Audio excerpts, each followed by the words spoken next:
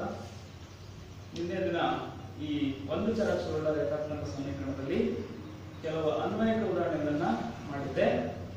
ಅಂದ್ರೆ ಆ ಅನ್ವಯಿಕ ಉದಾಹರಣೆಗಳು ಒಂದು ಕಡೆ ಪದೋಕ್ತಿ ಇರ್ತಕ್ಕಂಥ ಮತ್ತು ಇನ್ನೊಂದು ಕಡೆ ಸಂಖ್ಯೆಗಳಿರ್ತಕ್ಕಂಥ ಸಮೀಕರಣದ ಪರಿಕಲ್ಪನೆಯನ್ನ ತಿಳಿಸ್ತಕ್ಕಂಥ ಅನ್ವಯಿಕ ಉದಾಹರಣೆಗಳನ್ನ ಮಾಡಿದ್ವಿ. ಇವಾಗ ಇನ್ನೊಂದು ಕಾನ್ಸೆಪ್ಟ್ ಏನಪ್ಪಾ ಅಂತಂದ್ರೆ, ಎರಡೂ ಕಡೆ ಅವ್ಯಕ್ತ ಪದಗಳಿರ್ತಕ್ಕಂಥ ಸಮೀಕರಣಗಳನ್ನ ಹೇಗೆ ಬಿಡಿಸಬೇಕು ಅಂತಕ್ಕದನ್ನ ಈ ತರಗತಿನಲ್ಲಿ ಕೆಲವು ಉದಾಹರಣೆಗಳ ಮೂಲಕ ಅಭ್ಯಾಸವನ್ನ ಮಾಡೋಣ. ಓಕೆ ಮಕ್ಕಳೇ,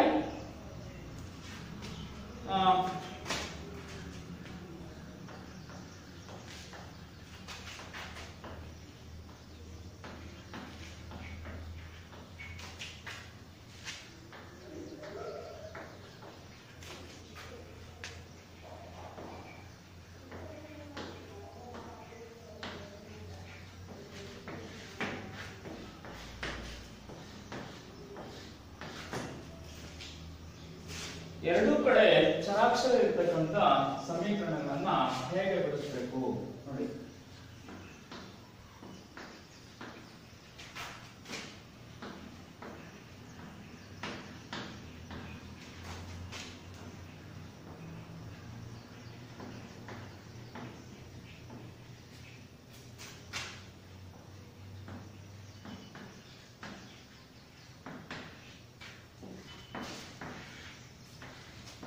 ಈ ಒಂದು ಪರಿಕಲ್ಪನೆಯನ್ನ ಕೆಲವು ಉದಾಹರಣೆಗಳ ಮೂಲಕ ಅಭ್ಯಾಸವನ್ನ ಮಾಡೋಣ.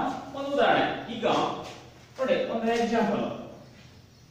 ಸರ್, ಎರಡೂ ಕಡೆ ಅವ್ಯಕ್ತ ಪದಗಳುಳ್ಳ ಅಥವಾ ಚರಾಕ್ಷರಗಳನ್ನ ಅಥವಾ ಬೀಜಾಕ್ಷರಗಳನ್ನ ಹೊಂದಿರತಕ್ಕಂಥ ಸಮೀಕರಣಗಳನ್ನ ಹೇಗೆ ಬಿಡಿಸಬೇಕು ಒಂದು ತಿಳ್ಕೊಳ್ಳಿ. ನಾನು ಹೇಳಿದ್ದೆ, ಸಜಾತಿ ಪದಗಳನ್ನ ಒಗ್ಗೂಡಿಸ್ಬೇಕಾದ್ರೆ ಪ್ಲಸ್ ಇದ್ರೆ ಋಣಾತ್ಮಕ ಚಿಹ್ನೆ ವಿರುದ್ಧ ಚಿಹ್ನೆ ಆಗುತ್ತೆ. ಮೈನಸ್ ಇತ್ತಪ್ಪ ಅಂತ ಹೇಳಿದ್ರೆ ಋಣಾತ್ಮಕ ಚಿಹ್ನೆಯ ಸಂಖ್ಯೆ ಅಂತಕ್ಕಂಥದ್ದು ಸಮಚಿಹ್ನೆಯಿಂದ ಎಡಭಾಗಕ್ಕಾಗ್ಲಿ ಬಲಭಾಗಕ್ಕಾಗ್ಲಿ ನಾವು ಬಳಸಿದಾಗ, ಅಂದ್ರೆ ಸ್ಥಳಾಂತರಿಸಿದಾಗ ಅದರ ಒಂದು ಕ್ರಿಯೆಯ ಚಿಹ್ನೆಗಳು ಅವುಗಳ ವಿಲೋಮಗಳಾಗಿರ್ತವೆ ಅಂತಕ್ಕದನ್ನ ಅವತ್ತೇ ನಾನು ನಿಮಗೆ ಹೇಳಿದ್ದೆ. ನೋಡಿ, ಒಂದು ಸುಲಭವಾಗಿರ್ತಕ್ಕಂಥ ಒಂದು ಉದಾಹರಣೆಯನ್ನ ತಗೊಳ್ಳೋಣ. x plus 2 2x plus 2 is equal to x plus 4. ಸಮೀಕರಣ ಬಿಡಿಸಿ.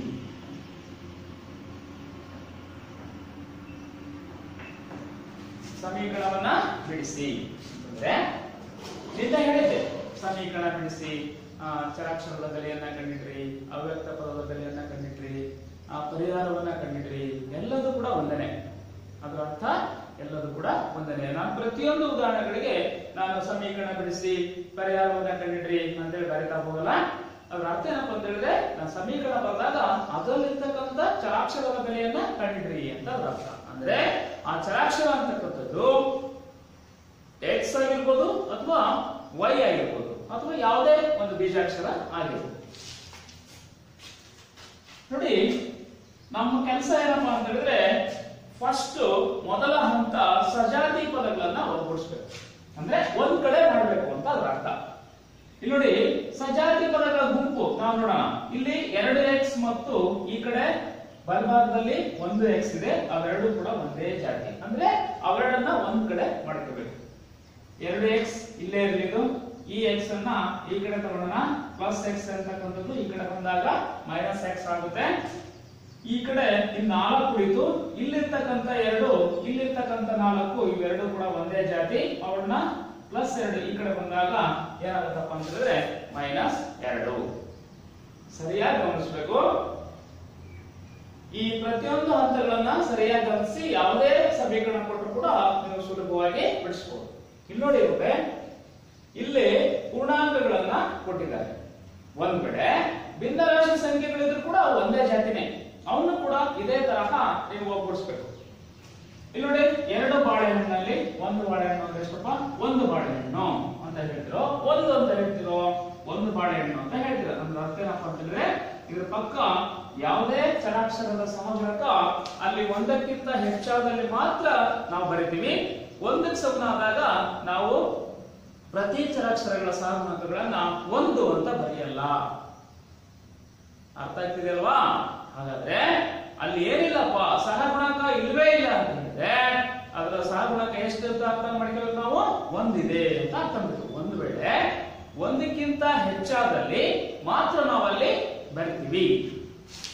ಈಗ ನೋಡಿ, 2x ನಲ್ಲಿ 1x ಹೋದ್ರೆ ಉಳಿತಕ್ಕಂಥದ್ದು 1x. 4ರಲ್ಲಿ 2 ಹೋದ್ರೆ ಎಷ್ಟಪ್ಪ? 2. ಹೀಗೆ. ಹಾಗಾದ್ರೆ ಇದರ ಅರ್ಥ ಏನಪ್ಪಾ ಅಂತ ಹೇಳಿದ್ರೆ ಇದರ ಒಂದು ಈ ಎಡಭಾಗಕ್ಕೆ ಈ ಬಲಭಾಗ ಅಂತಕ್ಕಂಥದ್ದು ಸಮನಾಗಿದೆ ಅಂತ ಅದರ ಅರ್ಥ. ಅವಾಗ ನಾವು ತಾಳೆ ನೋಡೋಣ. ಅಂದ್ರೆ ತಾಳೆ ನೋಡೋದ್ರ ಅರ್ಥ ಏನಪ್ಪಾ ಅಂತ ಹೇಳಿದ್ರೆ ನಾವು ಕಂಡುಹಿಡಿತಕ್ಕಂಥ ಪರಿಹಾರ ಆ ಸಮಸ್ಯೆಗೆ ತಕ್ಕನಾಗಿದೆಯಾ ಇಲ್ವಾ, ಆ ಸಮಸ್ಯೆಗೆ ಉತ್ತರ ಸರಿಯಾಗಿದೆಯಾ ಇಲ್ವಾ ಅಂತ ಪರಿಶೀಲನೆ ಮಾಡ್ತಕ್ಕಂಥದ್ದು ಅಷ್ಟೇ. ಅದನ್ನು ನಾವು ತಾಳೆ ನೋಡ್ತಕ್ಕಂಥದ್ದು ಅಂತ ಹೇಳ್ತೀವಿ. ಅಂದ್ರೆ ನೋಡಿ, ಈ ಕೊಟ್ಟಂತಹ ಸಮೀಕರಣದಲ್ಲಿ ನಾವು ಕಂಡುಹಿಡಿದಿರ್ತಕ್ಕಂಥ ಬೆಲೆಯನ್ನ ಅದರ ಆದೇಶ ಮಾಡೋಣ.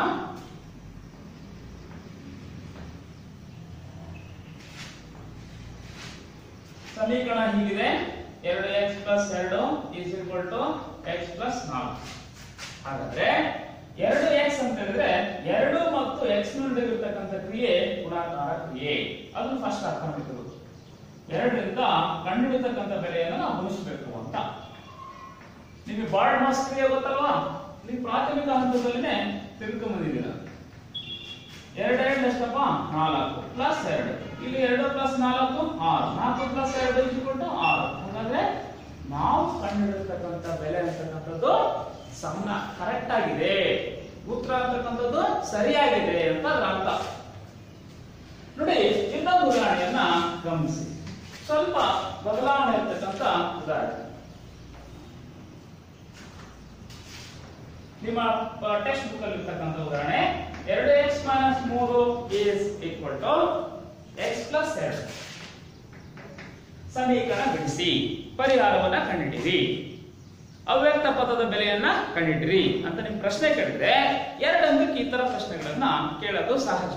ಅಂದ್ರೆ ಯಾವುದೇ ಪ್ರಶ್ನೆ ಇಷ್ಟು ಅಂಕ ಅಂತ ನಿರ್ಧಾರ ಮಾಡ್ತಕ್ಕಂಥದ್ದು ನಾವು ಕಂಡುಹಿಡಿತಕ್ಕಂಥ ಹಂತಗಳ ಆಧಾರದ ಮೇಲೆ ಅದು ಡಿಪೆಂಡ್ ಆಗಿರುತ್ತೆ.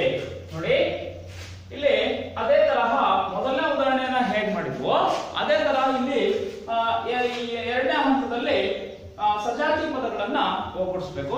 ಸಜಾತಿ ಪದಗಳಲ್ಲಿ ಗುಂಪು ಮಾಡಬೇಕು. 2x ಮತ್ತು x ಅಂತಕ್ಕಂಥದ್ದು ಒಂದೇ ಜಾತಿ. ನಾನು 2x ಇಲ್ಲೇ ಇರಲಿ, ಬಲಭಾಗದಲ್ಲಿ ಇರ್ತಕ್ಕಂಥ x ಅನ್ನ ಈ ಕಡೆ ತಗೊಂತೀನಿ, ಅದು +x ಇರುತ್ತೆ.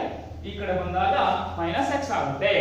ಹಾಗಾದ್ರೆ ಇಲ್ಲಿ ಇರ್ತಕ್ಕಂಥ 2 ಹಾಗೆ ಇರಲಿ, ಈ ಕಡೆ ಇರ್ತಕ್ಕಂಥ -3 ಅನ್ನ ಈ ಕಡೆ ತಗೊಂತೀನಿ ನಾನು, ಅದೇನಾಯ್ತಪ್ಪ ಅಂತ ಹೇಳಿದ್ರೆ +3 ಆಯ್ತು. ಹಾಗಾದ್ರೆ 2x ಅಲ್ಲಿ 1x ಹೋದ್ರೆ ಉಳಿತಕ್ಕಂಥದ್ದು ಏನಪ್ಪಾ ಅಂತ ಹೇಳಿದ್ರೆ ಇನ್ನು 1x. ಹಾಗಾದ್ರೆ 2 + 3 ಅನ್ನ ಸೇರಿಸಿದ್ರೆ ಎಷ್ಟಪ್ಪ ಅಂತ ಹೇಳಿದ್ರೆ 5. ನೀವು ಈ ಕಂಡುಹಿಡಿತಕ್ಕಂಥ ಪರಿಹಾರವನ್ನ ಸಮೀಕರಣದಲ್ಲಿ ಆದೇಶ ಮಾಡಿಬಿಟ್ಟು ನೀವು ಪರಿಶೀಲನೆ ಮಾಡಬಹುದು. ಎಡಭಾಗಕ್ಕೆ ಬಲಭಾಗ ಸಮನಾಗಿರುತ್ತೆ.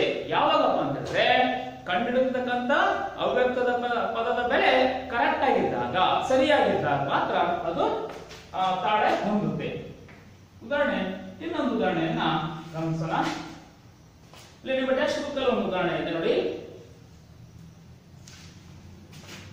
5x + 2ನೇ 7 ಅಥವಾ 7 / 2 is equal to 2ನೇ 3 into x minus 14. ಫಸ್ಟ್ ಗಮನಿಸಬೇಕು ಮಕ್ಕಳಲ್ಲಿ, ಪೂರ್ಣಾಂಕಗಳಿದ್ದಾವೆ, ಭಿನ್ನರಾಶಿ ರೂಪದಲ್ಲಿ ಇರ್ತಕ್ಕಂಥ ಸಂಖ್ಯೆಗಳು ಇದಾವೆ. ಅವುಗಳನ್ನ ನೋಡಿದ ತಕ್ಷಣ ಇವು ಬೇರೆ ಬೇರೆ ಜಾತಿ ಅಂತ ಅನ್ಕೋಬಾರ್ದು. ಸಂಖ್ಯೆಗಳು ಕೊಟ್ಟಾಗ ಅವೆಲ್ಲ ಒಂದೇ ಜಾತಿನೇ, ಚರಾಕ್ಷರಗಳನ್ನು ಕೊಟ್ಟಾಗ ಅವು ಕೂಡ ಒಂದೇ ಜಾತಿನೇ. ಒಂದೇ ಚರಾಕ್ಷರವನ್ನು ಹೊಂದಿರತಕ್ಕಂಥ ಎಡಭಾಗದಲ್ಲಿರಲಿ ಬಲಭಾಗದಲ್ಲಿರಲಿ ಅವೆಲ್ಲ ನಿಮ್ಮ ಸಜಾತಿ ಪದ, ವಿಜಾತಿ ಪದ ಪರಿಕಲ್ಪನೆ ಇಲ್ಲಿ ಪಕ್ಕ ಇರಬೇಕು. ಹಾಗಿದ್ರೆ ಮಾತ್ರ ನಾವು ಸುಲಭವಾಗಿ ಯಾವುದೇ ಉದಾಹರಣೆಯನ್ನ ಕೊಟ್ಟಾಗ, ಅಂದ್ರೆ ಸಮೀಕರಣವನ್ನ ಕೊಟ್ಟಾಗ ಸುಲಭವಾಗಿ ಪರಿಹಾರವನ್ನ ಕಂಡುಹಿಡಿಬಹುದು ಅಂತ ನಾನು ಇಲ್ಲಿ ಹೇಳ್ಬಹುದು. ನೋಡಿ, ಇಲ್ಲಿ ಕೊಟ್ಟಂತಹ ಉದಾಹರಣೆಯಲ್ಲಿ ಎಡಭಾಗದಲ್ಲಿ 5x ಇದೆ, ಬಲಭಾಗದಲ್ಲಿ 2ನೇ 3 ಅಥವಾ 3/x ಇದೆ. ಅವೆರಡು ಒಂದೇ ಜಾತಿ. ಅವನು ಫಸ್ಟ್ ಒಂದ್ ಕಡೆ ಮಾಡೋಣ. 5x ಎಡಭಾಗದಲ್ಲಿದೆ, ಬಲಭಾಗದಲ್ಲಿರ್ತಕ್ಕಂಥ ಇದಕ್ಕೆ ಸಂಬಂಧಪಟ್ಟಂತ ಸಜಾತಿಯ ಇನ್ನೊಂದು ಪದವನ್ನ ಈ ಕಡೆ ತಗೊಂತಾ ಇದೀನಿ, ಅದು ಪ್ಲಸ್ 3/2 ಇದೆ, ಈ ಕಡೆ ಬಂದ್ರೆ ಮೈನಸ್ 3/2 ಆಗುತ್ತೆ. ಅರ್ಥ ಆಗ್ತಿದೆಯಲ್ವಾ? ಅದೇ ತರಹ ಇಸ್ ಈಕ್ವಲ್ ಟು ಇಲ್ಲೇ ನೋಡಿದಪ್ಪ ಮೈನಸ್ 14 ಉಳಿದಿದೆ. ಯಾಕಂತ ಹೇಳಿದ್ರೆ ಇದನ್ನ ನಾವು ಎಡಭಾಗಕ್ಕೆ ತಗೊಂಡೋಗಿದೀವಿ. ಹಾಗಾದ್ರೆ ಇಲ್ಲಿ ಬಲಭಾಗದಲ್ಲಿ ಏನಿದೆ, ಎಡಭಾಗದಲ್ಲಿ ಏನಿದೆ ಅಂತ ಹೇಳಿದ್ರೆ 7/2 ಇದೆ, ಅದನ್ನ ನಾವು ಬಲಭಾಗಕ್ಕೆ ತಗೊಳ್ಳೋಣ. ಅಲ್ಲಿ ಪ್ಲಸ್ 7/2 ಅಂತಕ್ಕಂಥದ್ದು ಈ ಕಡೆ ಬಂದಾಗ ಮೈನಸ್ 7/2 ಆಗುತ್ತೆ. ಹಾಗಾದ್ರೆ ಇಲ್ಲಿ ನೋಡಿ, ಇಲ್ಲಿ ಏನಿಲ್ಲ ಅಂತ ಹೇಳಿದ್ರೆ ಇಲ್ಲಿ ಕೆಳಗಡೆ ಒಂದಿರುತ್ತೆ, ಹೌದಲ್ವಾ? ಹಾಗಾದ್ರೆ ಈ 2 ಮತ್ತು 1ರ ಲಾಸ ಎಷ್ಟಪ್ಪ ಅಂತ ಹೇಳಿದ್ರೆ 2. 1ರಿಂದ 2 ಭಾಗಿಸಿ ಬಂದಂತಹ ಭಾಗಲಬ್ಧದಿಂದ 5x ಗೆ ಗುಣಾಕಾರ ಮಾಡಿ 1 2 2 5x × 2 ಅಂತ ಹೇಳಿದ್ರೆ 10x ಆಗುತ್ತೆ. ಮೈನಸ್ 2ರಿಂದ 2 ಭಾಗಾಕಾರ ಮಾಡಿದ್ರೆ ಭಾಗಲಬ್ಧ ಎಷ್ಟು ಬರುತ್ತಪ್ಪ ಅಂತ ಹೇಳಿದ್ರೆ 1 ಬರುತ್ತೆ. 1ರಿಂದ ಈ 3x ಗುಣಾಕಾರ ಮಾಡಿದ್ರೆ 3x ಬರುತ್ತೆ. ಇದೇ ಕೊಟ್ಟು ಇಲ್ಲಿ ಕೂಡ ಅಷ್ಟೇನೆ, ಕೆಳಗಡೆ 1 ಇರುತ್ತೆ. 1 ಮತ್ತು 2ರ ಲಾಸ ಎಷ್ಟಾಗುತ್ತಪ್ಪ ಅಂತ ಹೇಳಿದ್ರೆ 2 ಆಗುತ್ತೆ. 1ರಿಂದ 2 ಭಾಗಾಕಾರ ಮಾಡಿ 2 ಬರುತ್ತೆ. 14 2 ಎಷ್ಟಪ್ಪ ಅಂತ ಹೇಳಿದ್ರೆ 28. ಛೇದದಿಂದ ಈ ಛೇದವನ್ನು ನಾವು ಭಾಗಾಕಾರ ಮಾಡಿದಾಗ ಬಂದಂತಹ ಭಾಗಲಬ್ಧದಿಂದ ಅಂಶಕ್ಕೆ ನೀವೇನ್ ಮಾಡಬೇಕು, ಗುಣಿಸಬೇಕು. ಅದು ಭಿನ್ನರಾಶಿ ರೂಪದ ಸಂಖ್ಯೆಗಳನ್ನ ಸಂಕಲನ ಮತ್ತು ವ್ಯವಕಲನ ಮಾಡಬೇಕಾದ್ರೆ ನಾವು ಅನುಸರಿಸಬಹುದಾಗಿರ್ತಕ್ಕಂಥ ಒಂದು ಹಂತಗಳು. ಅದೇ ತರಹ 2ರಿಂದ 2 ಭಾಗಿಸಿ ಬಂದಂತಹ ಭಾಗಲಬ್ಧ 1 ಬರುತ್ತೆ. ಆ 1ರಿಂದ 7 ನಾವು ಗುಣಿಸಿದಾಗ 7 ಒಂದೇ 7 ಬರುತ್ತೆ. ಹಾಗಾದ್ರೆ ಈ 2 ನಾವು ಕ್ಯಾನ್ಸಲ್ ಮಾಡಬಹುದು. ಯಾಕಪ್ಪ ಅಂತ ಹೇಳಿದ್ರೆ ಇದು ಒಂದೇ ಜಾತಿ, ಈ 2 ಆ ಕಡೆ ಕಳಿಸ್ಲಿ ಅಥವಾ ಈ 2 ಈ ಕಡೆ ಕಳಿಸಿದ್ರೆ ಅದು ಅಂಶಕ್ಕೆ ಬರುತ್ತೆ. ಅಂಶ ಮತ್ತು ಛೇದದಲ್ಲಿ ಒಂದೇ ಆಗಿದ್ದಾಗ ಅವುಗಳ ಅನುಪಾತ ಏನಾಗಿರುತ್ತಪ್ಪ ಅಂತ ಹೇಳಿದ್ರೆ 1 ಆಗಿರುತ್ತೆ. ಅದೇ ತರಹ ಈ 2 ಮತ್ತು ಈ 2 ನಾವು ತಗಲಾಕಿಬಿಡೋಣ, ಕ್ಯಾನ್ಸಲ್ ಮಾಡಿಬಿಡೋಣ. ಯಾಕೆ ಕ್ಯಾನ್ಸಲ್ ಮಾಡಿದೆ ಅಂತ ಹೇಳಿದ್ರಲ್ಲ ನಾನು, ಸರಿಯಾಗಿ ಗಮನಿಸಬೇಕು. ಮುಂದಿನ ಹಂತ ಹೀಗಿದೆ. ಇದರಲ್ಲಿ ಏನು ಉಳಿದಿದೆಪ್ಪ ಅಂತ ಹೇಳಿದ್ರೆ 10x ಮೈನಸ್ 3x ಕೆಳಗಡೆ 1 ಇದೆ, ಅದನ್ನು ಬರೆಯೋ ಅವಶ್ಯಕತೆ ಇಲ್ಲ. ಅವಶ್ಯಕತೆ ಇದ್ದಾಗ ಮಾತ್ರ ನಾವು ಬರ್ಕೋಬೇಕು. ಈ ಕಡೆ ಬಲಭಾಗದಲ್ಲಿ ಮೈನಸ್ 28 ಮೈನಸ್ 7 ಇದೆ, ಹೌದಲ್ವಾ? ಕೆಳಗಡೆ 1 ಇದೆ, ಅದನ್ನು ಬರೆಯೋ ಅವಶ್ಯಕತೆ ಇಲ್ಲ. ನೋಡಿ ಮತ್ತೆ, ಹಾಗಾದ್ರೆ ಇಲ್ಲಿ ಸಜಾತಿ ಪದಗಳು ಇವೆರಡು ಸಜಾತಿ ಪದ, ಇವೆರಡು ಕೂಡ ಒಂದೇ ಜಾತಿಯ ಪದಗಳು. ಹಾಗಾದ್ರೆ 10x ಅಲ್ಲಿ 3x ಅನ್ನ ಕಳೆಯಬಹುದಲ್ವಾ? ಇನ್ನೆಷ್ಟು ಉಳಿತಪ್ಪ ಅಂತ ಹೇಳಿದ್ರೆ 7x ಉಳಿಯುತ್ತೆ. ಅದೇ ತರಹ ಇಲ್ಲಿ ಮೈನಸ್ 28 ಮತ್ತೆ ಮೈನಸ್ 7 ಕೂಡಬೇಕಾ ಕಳಿಬೇಕಾ? ಯಾವಾಗಲೂ ಬಹಳ ಎಡವತಕ್ಕಂಥದ್ದು. ಇಲ್ಲಿ ಸಂಕಲನ ಮತ್ತು ವ್ಯವಕಲನ ಕ್ರಿಯೆಗಳಲ್ಲಿ ನಾವು ಏನು ಅನುಸರಿಸಬೇಕಪ್ಪ ಅಂತ ಹೇಳಿದ್ರೆ ಚಿಹ್ನೆಗಳು ಒಂದೇ ಇದ್ರೆ ಕೂಡಿಸ್ಬಿಡ್ಬೇಕು. ಚಿಹ್ನೆಗಳು ಒಂದೇ ಇದ್ರೆ ಅಂದ್ರೆ ಅರ್ಥ ಏನಪ್ಪ ಅಂತ ಹೇಳಿದ್ರೆ ಎರಡೂ ಸಂಖ್ಯೆಗಳು ಋಣಾತ್ಮಕ ಆಗಿದ್ರೆ ಕೂಡಿಸ್ಬೇಕು, ಎರಡೂ ಸಂಖ್ಯೆಗಳು ಧನಾತ್ಮಕ ಆಗಿದ್ರು ಕೂಡ ಕೂಡಿಸ್ಬೇಕು. ಅಲ್ಲಿ ಕಳೆರಿ ಅಂದ್ರೂ ಕೂಡಿಸ್ಬೇಕು. ಅಂದ್ರೆ ಬೇರೆ ಬೇರೆ ಚಿಹ್ನೆಗಳಿದ್ದಾಗ ಮಾತ್ರ ನಾವು ಕಳಿಬೇಕು. ಕಳೆದಾಗ ಒಂದು ಹಂತ ಅನುಸರಿಸಬೇಕು. ಏನಪ್ಪಾ ಅಂತ ಹೇಳಿದ್ರೆ ದೊಡ್ಡ ಸಂಖ್ಯೆಯ ಚಿಹ್ನೆಯನ್ನು ನಾವಲ್ಲಿ ನಮೂದಿಸಬೇಕು. ಯಾವಾಗಪ್ಪ ಅಂತ ಹೇಳಿದ್ರೆ ಕೂಡ್ಲಿ ಕಳಿಲಿ ನಾವು ಯಾವಾಗಲೂ ಋಣಾತ್ಮಕ ಚಿಹ್ನೆಯ ಎರಡು ಸಂಖ್ಯೆಗಳನ್ನ ಕೂಡಿಸಿದಾಗ ಬರ್ತಕ್ಕಂಥ ಮೊತ್ತನೂ ಕೂಡ ಋಣಾತ್ಮಕ ಆಗಿರುತ್ತೆ ಅಂತ ನೀವು ಪ್ರಾಥಮಿಕ ಹಂತದಲ್ಲಿ ಎಲ್ಲ ತಿಳ್ಕೊಂಡ್ಬಂದಿರ್ತೀರಿ, ಹೌದಲ್ವಾ? ಅದನ್ನ ಇಲ್ಲಿ ನೀವು ಪುನರಾವರ್ತನೆ ಮಾಡ್ತೀವಿ. ಮೈನಸ್ 35 ಆಗುತ್ತೆ, ಹೌದಲ್ವಾ? ಮೈನಸ್ 28 ಮೈನಸ್ 7 ಕೂಡಿಸಿದ್ರೆ ಎಷ್ಟಾಗುತ್ತಪ್ಪ ಅಂತ ಹೇಳಿದ್ರೆ ಮೈನಸ್ 35 ಆಗುತ್ತೆ. ನೋಡಿ, ಇವಾಗ ಇಲ್ಲಿ ಗುಣಾಕಾರ ಇದೆ, ಇಲ್ಲಿ ಇವೆರಡು ಒಂದೇ ಜಾತಿ, ಹೌದಲ್ವಾ? ಮೈನಸ್ 35 ಡಿವೈಡೆಡ್ ಬೈ 7 ಗುಣಾಕಾರ ಇರತಕ್ಕಂಥದ್ದು ಆ ಕಡೆ ಹೋದಾಗ ಭಾಗಾಕಾರ ಆಗುತ್ತೆ. ನೋಡಿ, ಹಾಗಾದ್ರೆ 7 ಒಂದೇ 7 5 x ಮೈನಸ್ 5. ಅರ್ಥ ಆಗ್ತಿದೆ ಅಲ್ವಾ? ಹೀಗೆ ನಾವು ಕೊಟ್ಟಂತಹ ಸಮೀಕರಣಗಳನ್ನ ಈ ರೀತಿಯಲ್ಲಿ ಬಿಡಿಸಬೇಕು. ಇನ್ನೊಂದು ಉದಾಹರಣೆಯನ್ನ ಇಲ್ಲಿ ತಗೊಳ್ಳೋಣ. ನಿಮ್ಮ ಅಭ್ಯಾಸದಲ್ಲಿ, ನಿಮ್ಮ ಪಠ್ಯ ಪುಸ್ತಕದಲ್ಲಿ ಅಭ್ಯಾಸ 3.3 ಇದೆ. ಅದರಲ್ಲಿ 10 ಉದಾಹರಣೆಗಳನ್ನ ಕೊಟ್ಟಿದೆ. ಅದರಲ್ಲಿ ಕೆಲವು ಮಾತ್ರ ನಾನು ಮಾಡ್ತೀನಿ, ಕೆಲವು ಸುಲಭವಾಗಿರ್ತಕ್ಕಂಥವು ಇವನು ಮಾಡಬಹುದು ಅನ್ನೋ ಒಂದು ಉದ್ದೇಶದಿಂದ ಯಾವ ಕ್ಲಿಷ್ಟಕರ, ಯಾವ ನಿಮಗೆ ಸ್ವಲ್ಪ ಬಿಡಿಸ್ಲಿಕ್ಕೆ ತೊಂದರೆ ಆಗ್ತವೆ ಅಂತಕ್ಕಂಥವನ್ನು ಮಾತ್ರ ನಾನಿಲ್ಲಿ ಹೇಳ್ತೀನಿ. ಎಲ್ಲವನ್ನು ಕೂಡ ನಾನು ಹೇಳೋದಿಲ್ಲ. ಅರ್ಥ ಆಯ್ತಲ್ವಾ? ಒಂದು ಉದಾಹರಣೆಯನ್ನ ತಗೊಳ್ಳೋಣ. ಇಲ್ಲಿ 1ನೇ ಉದಾಹರಣೆಯಿಂದ 5ನೇ ಉದಾಹರಣೆವರೆಗೂ ಕೂಡ ನಾನು ಹೇಳಿರ್ತಕ್ಕಂಥ ಈ 3 ಉದಾಹರಣೆಗಳ ಒಂದು ಆಧಾರದ ಮೇಲೆ ಇದಾವೆ. ಅಂದ್ರೆ ಅದೇ ತರ ಇದಾವೆ, ನೀವು ಸುಲಭವಾಗಿ ಅವುಗಳನ್ನ ಬಿಡಿಸಬಹುದು. ಅರ್ಥ ಆಗ್ತಿದೆಯಲ್ವಾ?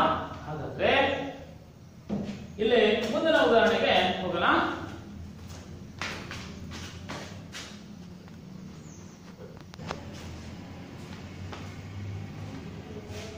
ನೋಡಿ, ಮುಂದಿನ ಉದಾಹರಣೆ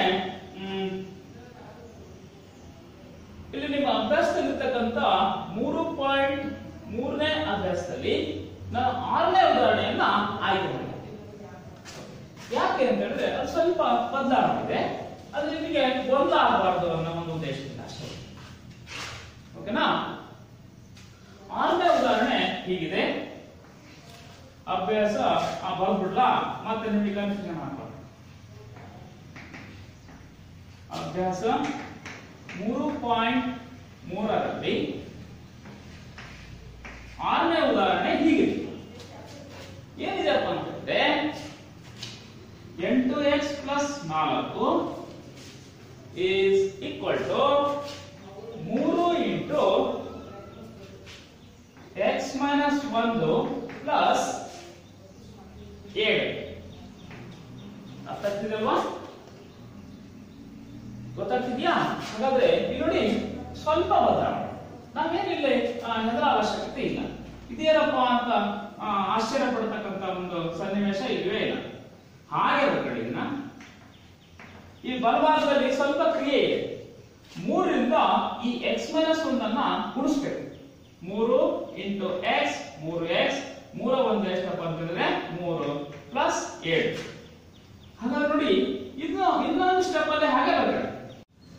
ಓಕೆ, ಅಭ್ಯಾಸದಲ್ಲಿರ್ತಕ್ಕಂಥ 6ನೇ ಉದಾಹರಣೆಯನ್ನ ನಾವು ಬಿಡಿಸ್ತಾ ಇದ್ದೀವಲ್ವಾ? ನೋಡಿ, ಈ ಸಜಾತಿ ಪದ ಇಲ್ಲಿ 8x + 4 is equal to 3x plus 7ರಲ್ಲಿ 3 ಕಡೆ ಸಜಾತಿ ಏನಪ್ಪ? 7ರಲ್ಲಿ 3 ಅಂದ್ರೆ 4 ಪ್ಲಸ್ 4 ದೊಡ್ಡ ಸಂಖ್ಯೆ ಚಿಹ್ನೆ ಪ್ಲಸ್ ಇದೆ.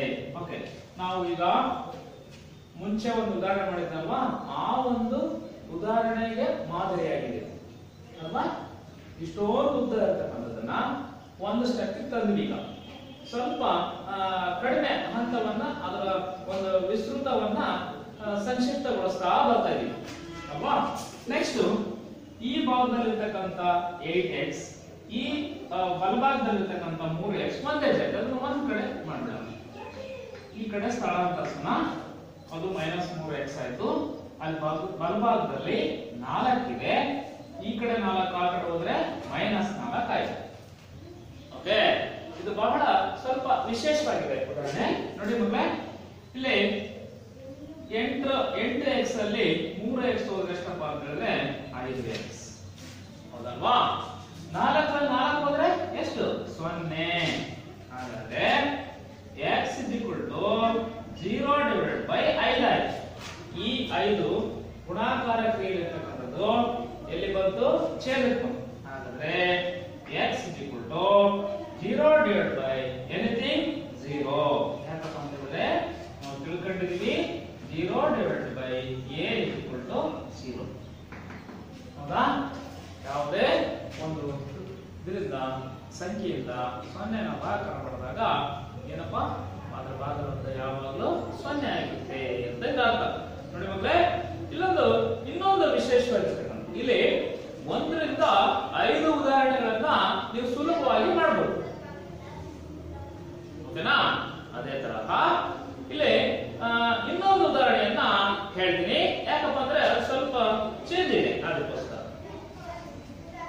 8ನೇ ಉದಾಹರಣೆಯನ್ನ ಮಾಡೋಣ.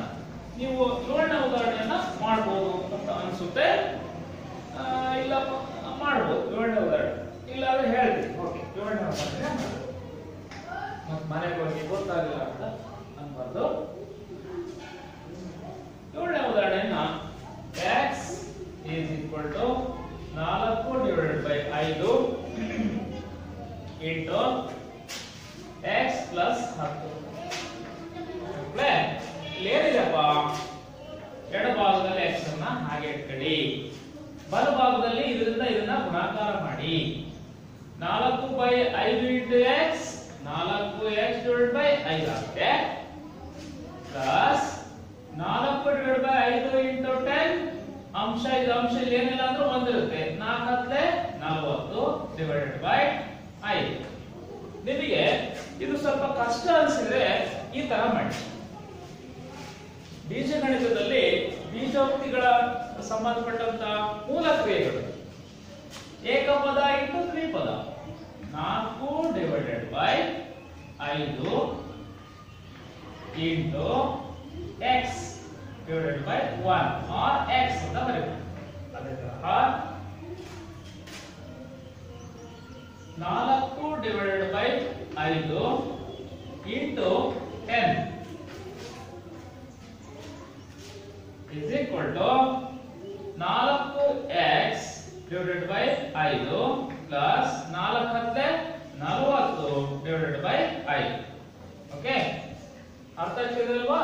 ಹಾಗಾದ್ರೆ ಇಲ್ಲಿ ಇನ್ನೂ ಕೂಡ ಸುಲಭ ರೂಪದಲ್ಲಿ ಮಾಡಬಹುದು ಅನ್ಸುತ್ತೆ. ನೋಡಿ, 5 ಲಾಸ ತಗೊಳ್ಳಿ, ಮೇಲ್ಗಡೆ 4x plus 4 is equal to x. 5 into x 5x is equal to, ಅಲ್ಲಿ ಬಲಭಾಗದಲ್ಲಿ ಏನು ಉಳಿತಪ್ಪ ಅಂತ ಹೇಳಿದ್ರೆ 4x plus 40 ಉಳಿತು. ಹಾಗಾದ್ರೆ ಇವಾಗ ಈ ಒಂದು ರೂಪದಲ್ಲಿ ಇರ್ತಕ್ಕಂಥದ್ದು ಈ ಒಂದು ರೂಪಕ್ಕೆ ಬಂತು. ನಾವು ಈ ತರ ಉದಾಹರಣೆಗಳನ್ನ ಮಾಡಿದ್ವಿ. ಅಂದ್ರೆ ಏನಂತ ಸಂಕ್ಷೇಪಿಸ್ತಾ ಹೋದಾಗ ಒಂದು ಹಂತಕ್ಕೆ ನಾವು ಬಿಡಿಸಬಹುದಾಗಿರ್ತಕ್ಕಂಥ ಒಂದು ಹಂತಕ್ಕೆ ಬರ್ತದೆ. ಇಲ್ಲಿ 5x minus 4x is equal to 40 ಉಳಿತು. ಹೌದಲ್ವಾ? ಇವೆರಡು ಒಂದೇ ಜಾತಿ ಆಗಿರೋದ್ರಿಂದ ಇವೆರಡನ್ನು ಕೂಡ ನಾವು ಒಂದ್ ಕಡೆ ಮಾಡ್ಕೊಳ್ಳೋಣ. 5x ಅಲ್ಲಿ 1x ಹೋದ್ರೆ 4x ಹೋದ್ರೆ ಇನ್ನು 1x ಉಳಿಯುತ್ತೆ, ಬಲಭಾಗದಲ್ಲಿ 40 ಇದೆ. ಹಾಗಾದ್ರೆ ಇಲ್ಲಿ ಇರ್ತಕ್ಕಂಥ ಸಮೀಕರಣದ ಅವ್ಯಕ್ತ ಪದದ ಬೆಲೆ ಎಷ್ಟಪ್ಪ ಅಂತಂದ್ರೆ 40. ಅರ್ಥ ಆಗ್ತಿದೆ ಅಲ್ವಾ? ಹಾಗಾದ್ರೆ ಇನ್ನೊಂದು ಉದಾಹರಣೆಯನ್ನ ಇಲ್ಲಿ ಗಮನಿಸಬೇಕು. 8ನೇ ಉದಾಹರಣೆ ಇದೆ ನಿಮ್ಮ ಅಭ್ಯಾಸದಲ್ಲಿ. ಏನೋ 8ನೇ ಉದಾಹರಣೆ ಇದೆ. ಏನಿದೆಪ್ಪ ಅಂತಂದ್ರೆ 2x divided by 3 plus 1 is equal to 7x divided by 15 plus 3. ಇಲ್ಲ ಅಷ್ಟೇ, ಇಲ್ಲೂ ಕೂಡ ಮೊದಲು ನಾವು ಸಜಾತಿ ಪದಗಳನ್ನ ಒಂದ್ ಕಡೆ ಮಾಡೋಣ. ಯಾವುದಪ್ಪ ಸಜಾತಿ ಪದಗಳು? 2x divided by 3 ಮತ್ತೆ 7x divided by 15 minus 7x divided by 15 is equal to 3 minus 1. Okay, ಬಲಭಾಗದಲ್ಲಿ 3 ಉಳಿತು, ಎಡಭಾಗದಲ್ಲಿ 1 ಇದೆ, ಅದನ್ನ ಆ ಕಡೆ ಕಳಿಸಿದ್ದೀನಿ, ಇದನ್ನ ಈ ಕಡೆ ತಗೊಂಡಿದ್ದೀನಿ. ಒಂದ್ ನೆನ್ಪಿಟ್ಕೊಳ್ಳಿ, ಪದೇ ನಿಮಗೆ ಕನ್ಫ್ಯೂಷನ್ ಆಗೋದು ಬೇಡ. ನಿಮ್ಮ ಮೈಂಡ್ ಅಲ್ಲಿ ಇರಬೇಕು ಸಜಾತಿ ಪದಗಳನ್ನ ಒಂದ್ ಕಡೆ ಮಾಡಬೇಕು ಅಂತ ಒಂದು ನಿಮಗೆ ತಲೆಯಲ್ಲಿ ಇರಬೇಕು. ಇಲ್ಲಿ ನೋಡಿ, ಇವೆರಡು ಭಿನ್ನರಾಶಿ ರೂಪದಲ್ಲಿ ಇದಾವೆ. ಹಾಗಾದ್ರೆ ಇವೆರಡರ ಲಾಸ ತಗೋಣ, 15 ಆಗುತ್ತೆ ಲಾಸ. ಓಕೆ, ಯಾಕೆ ಲಾಸ ಹೇಗೆ ನೀಡಿದ ಗೊತ್ತಲ್ಲ ನಿಮಗೆ? 3 ಮತ್ತು 15ರ ಲಾಸ 3 ಒಂದೇ 3 5.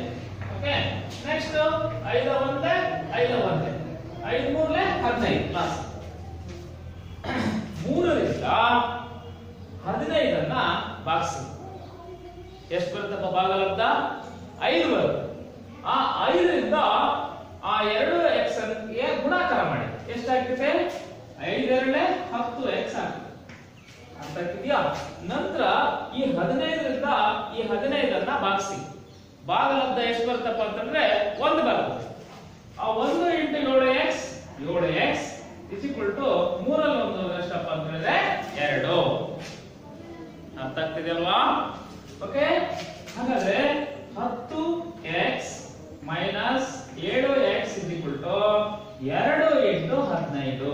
ನೋಡಿ, ಭಾಗಾಕಾರ ಕ್ರಿಯೆನಲ್ಲಿರ್ತಕ್ಕಂಥದ್ದನ್ನ ಸಮಚ್ಛೆಯಿಂದ ಆ ಕಡೆ ಕಳಿಸಿದೀನಿ. ಯಾಕಪ್ಪ ಅಂದ್ರೆ ಇದು ಇದು ಒಂದೇ ಜಾತಿ, ಒಂದ್ ಕಡೆ ಮಾಡಿದೀನಿ, ಅದು ಗುಣಾಕಾರ ಆಯ್ತು. ನಾನು ಮುಂಚೆ ಹೇಳಿ.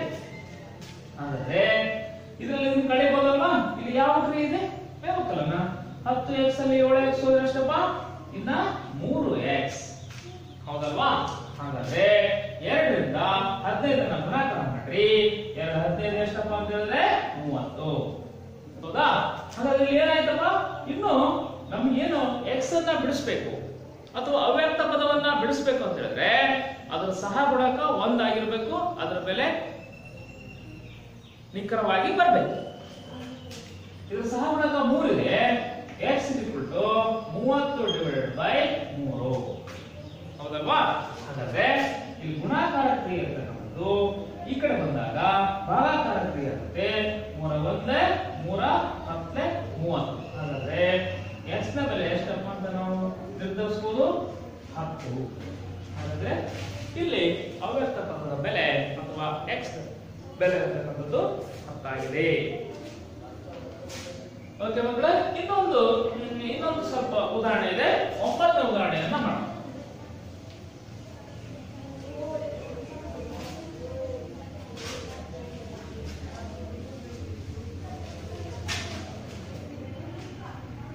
ಒಂಬತ್ತನೇ ಉದಾಹರಣೆ ಹೀಗಿದೆ. 2y plus 5 divided by 3 is equal to 26 divided by 3 minus y. First ಅರ್ಥ ಮಾಡಿಕೊಳ್ಳಿ, ಬಹಳ ಸುಲಭ ಇದೆ. ಇಲ್ಲಿ ಏನ್ ಮಾಡಬೇಕು? ಸಜಾತಿ ಪದ ಯಾವ್ದಪ್ಪ? ಸಜಾತಿ ಪದ 2y ಗೆ ಅದೇ ಜಾತಿಯ ಪದ ಆ ಕಡೆ ಇದೆ, ಯಾವುದಿದೆ? Minus y. 5 ಡಿವೈಡೆಡ್ ಬೈ 3ಕ್ಕೆ ಸಜಾತಿಯ ಪದ ಇದೆ 26 ಡಿವೈಡೆಡ್ ಬೈ 3 ಇದೆ. ಹಾಗಾದ್ರೆ ಇದನ್ನ ಆ ಕಡೆ ಕಳಿಸೋಣ, ಈ y ಅನ್ನ ಈ ಕಡೆ ತರೋಣ. ಅದು ಫಸ್ಟ್ ಹಂತ. 2y plus y. ಯಾಕೆ ಪ್ಲಸ್ y? ಅಲ್ಲಿ ಮೈನಸ್ y ಇದೆ, ಈ ಕಡೆ ಬಂದಾಗ ಏನಾಗುತ್ತೆ? ಪ್ಲಸ್ y ಆಗುತ್ತೆ. ಇದನ್ನ ಹಾಗೆ ಬರುತ್ತೆ. 26 divided by 3 minus 5 divided by 3. ಓಕೆನಾ? ಹಾಗಾದ್ರೆ ಇಲ್ಲಿ 2y ಪ್ಲಸ್ y ಎಷ್ಟಪ್ಪ? 3y. ಇಲ್ಲಿ 2 ಬಾಳೆಹಣ್ಣು, ಇಲ್ಲಿ 1 ಬಾಳೆಹಣ್ಣು. ಕೂಡಿಸಿದ್ರೆ ಎಷ್ಟು ಬಾಳೆಹಣ್ಣು? 3 ಬಾಳೆಹಣ್ಣು. ಅರ್ಥಾತ್ಯ 3 ಅಂತ ಅನ್ಬಾರ್ದು, 3 ಬಾಳೆಹಣ್ಣು ಅಂತ ಹೇಳ್ಬೇಕು. ಹಾಗಾದ್ರೆ ಇಲ್ಲಿ ಲಾಸ ಎಷ್ಟಾಗುತ್ತಪ್ಪ ಅಂತ ಹೇಳಿದ್ರೆ 3. ಛೇದಗಳು ಒಂದೇ ಇರುತ್ತವೆ.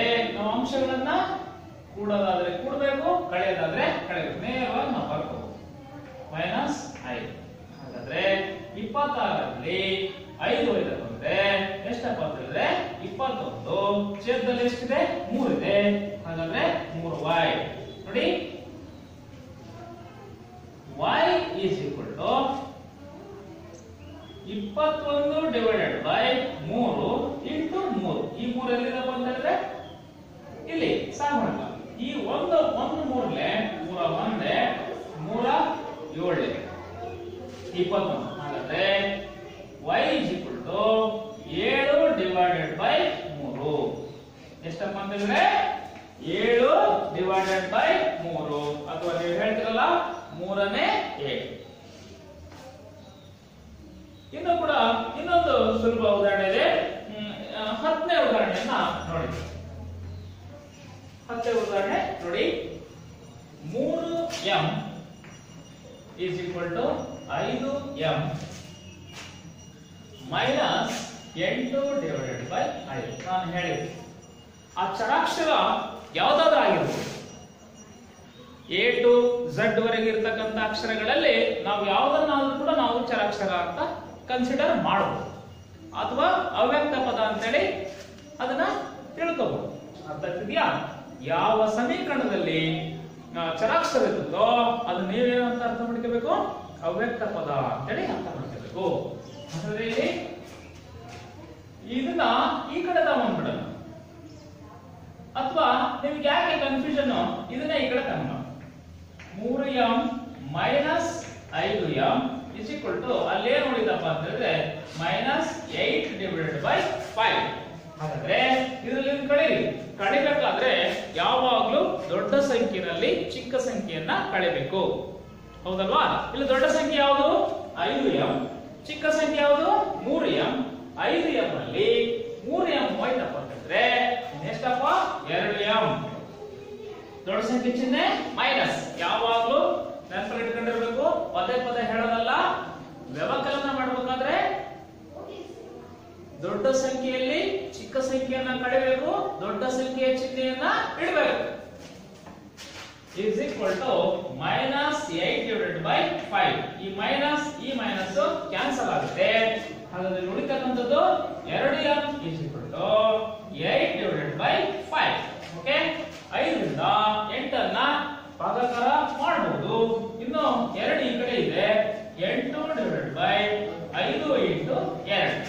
ಯಾಕಪ್ಪ ಅಂತಂದ್ರೆ ಗುಣಾಕಾರದ್ದು 2 ಎಲ್ಲಿ ಬಂತೀಗ ಭಾಗಾಕಾರ ಕ್ರಿಯೆಗೆ ಬಂತು. 2 1 2 4. ಹಾಗಾದ್ರೆ m is equal to 4/5. ಹಾಗಾದ್ರೆ 5 ರಿಂದ 4 ಅನ್ನ ಭಾಗಿಸಬಹುದು. 5 ಅಥವಾ ಇದನ್ನ ಹಾಗೆ ಇಡಬಹುದು, ಅಥವಾ ಭಾಗಾಕಾರ ಮಾಡಿ ಕೂಡ ನೀವು ದಶಮಾಂಶ ರೂಪದಲ್ಲಿ ಅದರ ಬೆಲೆಯನ್ನ ವ್ಯಕ್ತಪಡಿಸಬಹುದು. ಒಂದು ವೇಳೆ ನಾವು ಭಾಗಲಬ್ಧ ಸಂಖ್ಯೆ ಅಂತ ಹೇಳಿದ್ರೆ ನಾನು ಹೇಳಿದ್ದೀನಿ 3 ರೀತಿಯಲ್ಲಿ ನಾವು ವ್ಯಕ್ತಪಡಿಸಬಹುದು. p/q ರೂಪದಲ್ಲೇ ಬರೀಬಹುದು, ದಶಮಾಂಶ ರೂಪದಲ್ಲೂ ಬರೀಬಹುದು. ಆ ದಶಮಾಂಶ ರೂಪದಲ್ಲಿ ಬರೀಬೇಕಾದ್ರೆ ಕೆಲವು ಭಾಗಲಬ್ಧ ಸಂಖ್ಯೆಗಳು ಅಂತ್ಯಗೊಳ್ಳುತ್ತವೆ, ಆವರ್ತ ಆಗಲಿಲ್ಲ. ಕೆಲವು ಭಾಗಲಬ್ಧ ಸಂಖ್ಯೆಗಳು ಅಂತ್ಯಗೊಳ್ಳಲ್ಲ, ಆದ್ರೆ ಆವರ್ತ ಆಗ್ತದೆ. ಅರ್ಥ ಆಗ್ತಿದೆಯಲ್ವಾ? ಹಾಗಾದ್ರೆ ನಾವಿಲ್ಲಿ ಇದನ್ನ 5 ರಿಂದ 4 ಅನ್ನ ಆರಾಮಾಗಿ 4 ಅನ್ನ 5 ಭಾಗ ಮಾಡಬಹುದು. ಅರ್ಥ ಆಗ್ತಿದೆಯಲ್ವಾ? 5 1 0 ಕಟ್ಕೊಂಡ್ರೆ 40 ಆಯ್ತು, 5 8 40. ಹಾಗಾದ್ರೆ m ನ ಬೆಲೆ 0.8 ಅಥವಾ 4/5. ನೀವು x ನ ಬೆಲೆಯನ್ನ ಅಥವಾ ಅವ್ಯಕ್ತ ಪದದ ಬೆಲೆಯನ್ನ ನೀವು ದಶಮಾಂಶ ರೂಪದಲ್ಲಾದ್ರೂ ಇಡಬಹುದು, ಅಥವಾ p/q ರೂಪದಲ್ಲಾದ್ರೂ ಕೂಡ ಇಡಬಹುದು. ಓಕೆ, ಇಷ್ಟು ಈ ಒಂದು ಎರಡೂ ಕಡೆ ಚರಾಕ್ಷರ ಇರ್ತಕ್ಕಂಥ ಸಮೀಕರಣಗಳನ್ನ ಬಿಡಿಸಲಿಕ್ಕೆ ಇವೆಲ್ಲ ಉದಾಹರಣೆಗಳು ನಿಮಗೆ ಸಹಕಾರಿಯಾಗ್ತವೆ. ಅರ್ಥ ಆಗ್ತಿದೆಯಲ್ವಾ? ನಾನು ಹೇಳಿರ್ತಕ್ಕಂಥ ಈ ಅಭ್ಯಾಸದಲ್ಲಿ ಕೇವಲ ಇನ್ನು 5 ಉದಾಹರಣೆಗಳಿವೆ. ಅವು ನೀವು ಬಹಳ ಸುಲಭವಾಗಿ ಬಿಡಿಸಬಹುದು ಅಂತ ಅನ್ಕೊಂಡು ಅವುಗಳನ್ನ ಬಿಟ್ಟು ಉಳಿದಿರ್ತಕ್ಕಂಥ ಉದಾಹರಣೆಗಳನ್ನ ಮಾಡಿದ್ದೀನಿ ಮಕ್ಕಳೇ. ಕರೆಕ್ಟ್ ಆಗಿ ಈ ಉದಾಹರಣೆಗಳನ್ನು ಕೂಡ ನೀವು ಗಮನಿಸಿ. ನಂತರ ಮುಂದಿನ ಅಂದ್ರೆ ಒಂದು ಕಡೆ ಚರಾಕ್ಷರ ಇರ್ತಕ್ಕಂಥ ಸಮೀಕರಣಗಳನ್ನ ಮೊದಲು ಬಿಡಿಸಿದ್ವಿ, ನಂತರ ಅನ್ವಯಿಕ ಉದಾಹರಣೆಗಳನ್ನ ಮಾಡಿದ್ವಿ.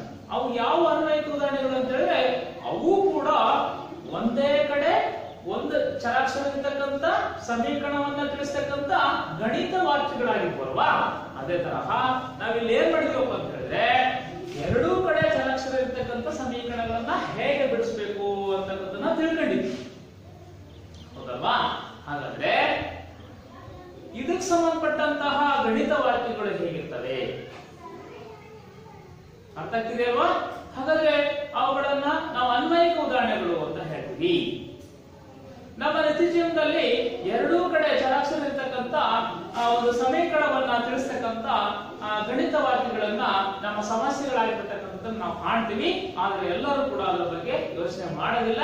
ಕೆಲವು ಸಮಸ್ಯೆಗಳಲ್ಲಿ ಸಮೀಕರಣದ ಪರಿಕಲ್ಪನೆಯನ್ನ ತಿಳಿಸ್ತವೆ ಅನ್ನೋದು ಕೂಡ ನೀವು ನಿಮ್ಮ ಮನೆಯಲ್ಲಿ ನಿಮ್ಮ ಪೇರೆಂಟ್ಸ್ಗೆ ಹೇಳ್ತಕ್ಕಂಥದ್ದು ಸೂಕ್ತ. ಅರ್ಥ ಆಗ್ತಿದೆಯಲ್ವಾ? ಫಸ್ಟ್ ಅದಕ್ಕಿಂತ ಮುಂಚೆ ನೀವು ಇದನ್ನ ಕರೆಕ್ಟ್ ಆಗಿ ಅರ್ಥ ಮಾಡ್ಕೊಳ್ಳಿ.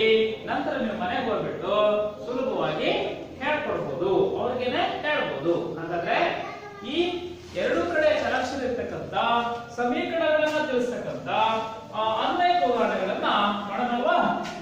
ಓಕೆ, ಅವ್ರು ಕೆಲವು ಉದಾಹರಣೆಗಳನ್ನ ಇಲ್ಲಿ ನೋಡ್ತಾ ಹೋಗೋಣ. ನಾವು ಗಣಿತದಲ್ಲಿ ಇನ್ನೊಂದೇನು ಗಮನಿಸ್ಬೇಕಪ್ಪ ಅಂತ ಹೇಳಿದ್ರೆ ಯಾವುದೇ ಕಾನ್ಸೆಪ್ಟ್ ನಿಮಗೆ ಅರ್ಥ ಆಗುತ್ತಪ್ಪ ಅಂತ ಹೇಳಿದ್ರೆ ಒಂದು ಉದಾಹರಣೆ ಮಾಡಲೇಬೇಕು. ಇಲ್ಲಪ್ಪ ಅಂತ ಹೇಳಿದ್ರೆ ನಿಮಗೆ ಆ ಕಾನ್ಸೆಪ್ಟ್ ಅರ್ಥ ಆಗೋದಿಲ್ಲ.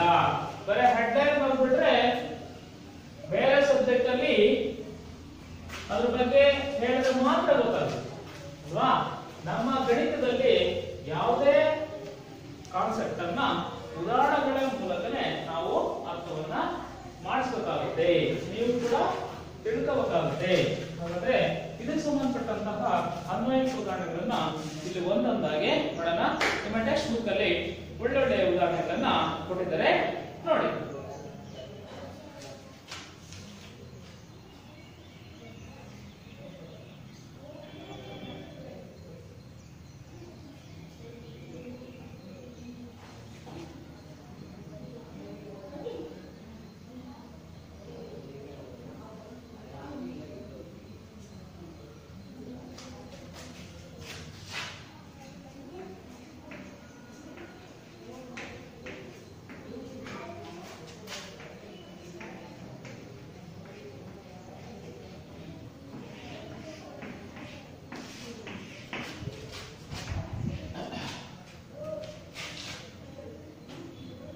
ನಾನೊಂದು ಉದಾಹರಣೆ ಕಾಮನ್ ಆಗಿ ಹೇಳ್ತೀನಿ.